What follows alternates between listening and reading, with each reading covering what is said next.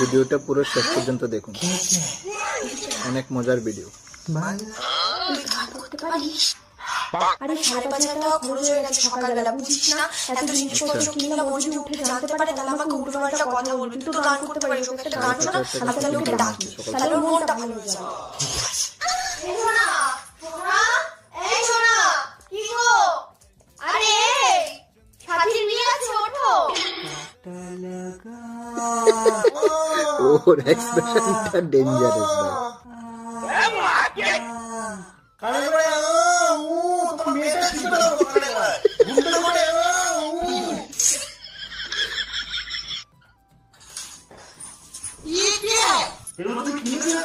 হ্যাঁ